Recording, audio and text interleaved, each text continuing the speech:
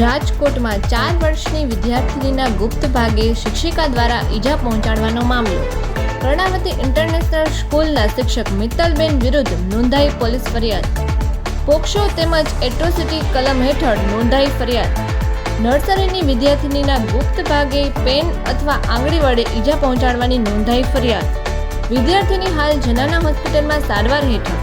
પ્રદ્યુમન નગર police મથકમાં વિદ્યાર્થીનીની માતા દ્વારા નોંધાવાઈ પોલીસ ફરિયાદ. સ્કૂલના મેનેજિંગ ટ્રસ્ટી અશોક પાંભરનું નિવેદન. અમારી શિક્ષિકા નિર્દોષ છે. બાળકી સ્કૂલે આવી અને બહાર નીકળે ત્યાં સુધીના સીસીટીવી અમારી પાસે ઉપલબ્ધ. જો માતા પિતા સાચા હશે તો મેનેજમેન્ટ તેમની સાથે પણ રહેશે. શાળાએ બાળકીના સીસીટીવી બતાવ્યા.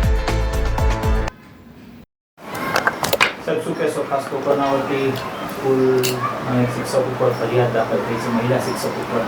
સમગ્ર મામલો કઈ રીતે જોવો છે ટ્રસ્ટી તરીકે? 14 તારીખે પેરેન્ટ્સ અમારી પાસે સ્કૂલમાં આવ્યા હતા અને એવી રજૂઆત કરી કે બાળક બીમાર હોવાથી અમૃતા હોસ્પિટલની અંદર અમે લઈ ગઈએ.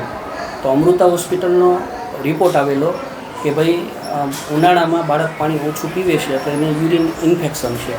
પણ તેમ છતાંય પેરેન્ટ્સનો એવો આગ્રહ હતો કે ભાઈ તમે 11 તારીખને સીસીટીવી બતાવો. તો અમે બાળક જ્યારથી એન્ટર થાય છે અને બહાર નીકળે છે ત્યાં સુધીના તમામ સીસીટીવી પેરેન્ટ્સને બતાવેલા અને એમાં ક્યાંય પણ બાળકની શારીરિક ઈજા કરતા નથી એવું માલુમ પડે એટલે આ આક્ષેપ સદંતર પાયા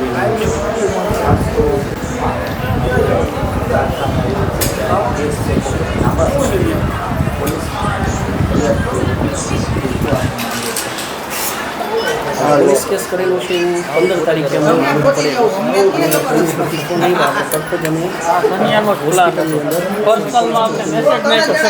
રજૂ કરેલા હતા.